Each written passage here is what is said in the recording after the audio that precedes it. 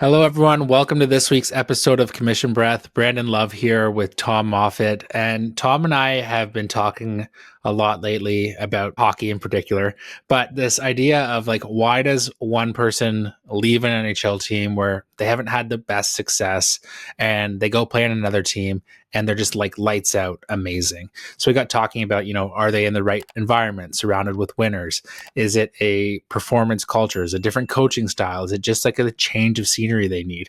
And you can see this in all sports, from hockey to soccer to Formula One racing, where a driver's on the top of the world, they shift because they think the car's shit, but really then they fall way down the standings. It's everywhere. It's rampant. I think a lot has to do with mindset. We're going to unpack the reasons we think it is, dive deeper into some of the things we see, and just kind of make sure we're laying the groundwork for setting up an environment where you can perform as a top performer. Yeah, and as always, we'll make it specific to us as mortgage brokers in this industry. What was the player you had that was a good example? Rantanen. So he was great in Colorado, got traded to Carolina, where it was kind of like meh. And then they shipped him off to Dallas before the trade deadline. And he's just lights out. He got a hat trick in the third period. He's been amazing. So it's just okay, well, clearly he wanted to play somewhere other than Carolina. But why was he shit there? And then why is he incredible now? What was the change? Well, yeah, and both teams are good teams. It's not like Carolina was awful at the bottom of the standings. It doesn't even matter. Let's flip this kind of to the mortgage broker side of things. You could be with a great brokerage, but it might not be the best fit. Maybe this brokerage is very AI focused or very focused on online lead gen and funneling leads to you. That might not be your fit. Maybe you want to be a one-man band and you just want to have a really great split with an awesome culture. Every brokerage is going to be different for you. So I think maybe we start with what are some of the key things that brokers should be focused on from a fit perspective, but also if we had to dive into the different topics and the different structures that brokerages offer, maybe we can dive into that too. Yeah, for sure. I think there's something to consider when you're picking a spot or determining if you're in the right spot. Number one, you really have to just go deep on getting to know yourself. And everyone thinks, oh, I'm this way, but it's actually a lot of people aren't the way they think they are. I know for myself, I didn't realize some of the ways my brain worked until I listened to Levia and I went to therapy, and it really shone a light on how I operate, which is super insightful and now very helpful making decisions. But I would have said, hey, I like doing things this way, but reality is I actually operate totally different from that. So sometimes you have the blinders on for your own self. If you're struggling with that, go to therapy, ask a buddy hey, in my life, what have you noticed motivates me? And they might say, oh, you're hyper competitive. You need someone to go up against. You need that kind of adversity. When things are easy, it's not always going to be smooth. It's not going to go well for you. I feel like your therapist told you that. No, I'm not going to tell you what my therapist said. I'll share that for another episode, but I do know that about myself. That's one thing I do realize is I'm competitive. I used to shy away from that. Whereas one of the things my therapist said is just, that's not a bad thing. Just lean into it. Just be super competitive. You don't have to be a dick about being competitive, but you can be all out in every area of life, and that's not a bad thing. So learning things about yourself helps you identify if you're in the right spot. So if you're like me and you do like to compete with people, you need to be surrounded by a culture of performers. And so I'll use the Tango example where the average volume per agent is over $15 million per year. There's not really people just hashing it out learning. There's a couple, but largely it's top performers and people who are doing really well and growing and scaling their business. So you're constantly surrounded by someone who's I can see people working on the Manulife One strategy where I'm oh, they're doing this so much better than us, or they're doing cash. I'm all these different things. I'm okay, I want to compete, and it's an internal competition that fuels me. Someone else might be hey, I hate competition. I love this collaboration, share everything. I just want to make my money while my kids are at school and be there, no stress, Totally different lifestyle. You might want to be somewhere else. That's part of figuring out what group you want to be in, but we'll gear this more towards top performers because we are talking about cultivating top performers.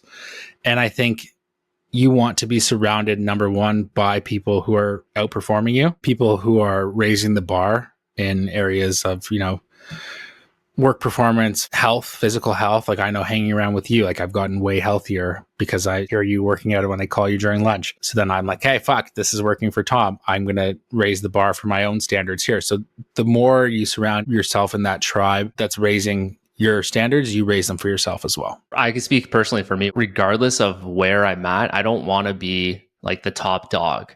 Like I don't want to be the top broker. I want more people than myself doing more volume, because like if you're the top dog, like how are you going to learn? Sure, you can learn from someone doing 10, 15 mil. They might be doing something slightly different, but the chances of that are pretty low. That is a great point. I'd rather be in an environment where you do have that competition. It's not like a cutthroat thing. It's just more so like you're lifting each other up to perform better from a production perspective. And also like the other points you mentioned, touching on mindset and health. I learn a lot of mindset tips from yourself because that's something I always neglect and I'm trying to get better on. So yeah, I think that's a great point. What would be something else that a broker should focus on in terms of like what the right team is for them? Yeah, I think a lot comes down to coaching and what style of coaching you like. So I know a lot of people will rave about these like training programs, but it's all just like video recordings, which is, there's nothing wrong with that. Some people will learn very well from that. Other people don't learn that way. You have a style where you might need someone to have more one-on-one time with you. You might need someone to walk you through a visual, just different learning styles. I've really learned this lately with my daughter because she was struggling with reading. I love reading. Her mom loves reading. She loved reading up until she started just getting stuck with her growth. And I was like, do I put her in private school? Do I get a tutor? Da, da, da. And then I realized they changed the curriculum. Now I'm paying a private tutor who runs the old curriculum. It's like $65 an hour, but like she's one lesson in and she's already reading better. And she's already identified like little tips and tricks. And the person's like, she just had like one thing she was getting stuck on, but it was throwing off the whole system. So like that's one lesson. She's probably going to do 4 and then we'll break for the summer. And she's set up for success. So oftentimes that little like tweak gets you through the hump, and it's all about having the coaching or the teaching style you like. So like I know for me, I don't learn well from watching like a recording of several people having a conversation about something like cash tamming as an example. Like I get bored. If their question's not super relevant to what I'm doing, I kind of tune out. Whereas if it's like a YouTube video, very focused, or like your short reels, I've learned so much more just consuming that content. So finding those couple things and ways you can learn really helps. So make sure you're in a brokerage where the delivery of that coaching is in a way that actually benefits you. It doesn't matter if there's a resource of 1,000 fucking lessons if none of them work for you. Yeah. Oh, especially if you're someone that you know you're not going to go back. I'm not saying you, but like if you're someone that doesn't go back and watch past recordings, like why does it matter if this brokerage has all of these recordings if you know you're not going to go back and actually watch them? I'm the opposite. I love watching past recordings. You know that about me. I would rather do that than attend a live training session, and that's my style. I never thought about that. Like I never thought that was a thing, but it makes complete sense. And to add to that too, it's not about how much training, it's about, is it the right training as well? So you've got your method of training, how it's done. Then you've got the right type of training. I truly believe, obviously I'm biased, but I think if you're not pivoting with the times in the broker space and you're still focused on like the traditional, like call a realtor and pitch them that you have good communication, like the typical like 4-slide training, like cool, it can get your foot in the door maybe, but like, man, you're going to suffer if that's the only thing you're doing. That's just an example. Yeah, I think that gets you to a certain point. And then if you want to break through that barrier, we've said this ad nauseum, so we won't bore people with it, but you do have to cultivate that next couple skills, learn some advanced strategies, learn some different marketing, do something different like you're doing with your social media, for example. Like it's all pushing the boundaries of our previous limitations there. And another piece on that coaching is like, I gave the example of my daughter with something she was struggling with, but I said to her, like, don't get it in your mind that you're a bad reader. That's not why we're doing this. We're doing this so that you can love reading and you can enjoy reading over the summer. You were doing great before. You just got yourself stuck on something, but have the mindset that I'm a good reader going into it. And it's the same kind of thing with you. Like you have a coach for social media. It's not because you're bad at social media. You have 24 fucking thousand followers or something like that. Like you probably have one of the best social media pages in the brokering community, but you have a coach because you want to go beyond that. You look at like any top performing athlete going back into the realm of sports, they all have like coaches for very specific things on their game. Plus they have a head coach, plus they have assistant coaches. Like there's a lot of layers of people watching their game, dissecting their game, picking apart their workouts, giving them strategies. Like all of these things, the top performers are doing it. And I think a lot of the mistake we make in the mortgage business is we get to 30, 50, 70 million and we think we're hot shit, but we stop there. Meanwhile, there's the next growth trajectory of being able to do 100, 200, and so on, should you wish to grow your team and scale that. But like you limit yourself by stopping learning. And I think that's a big mistake.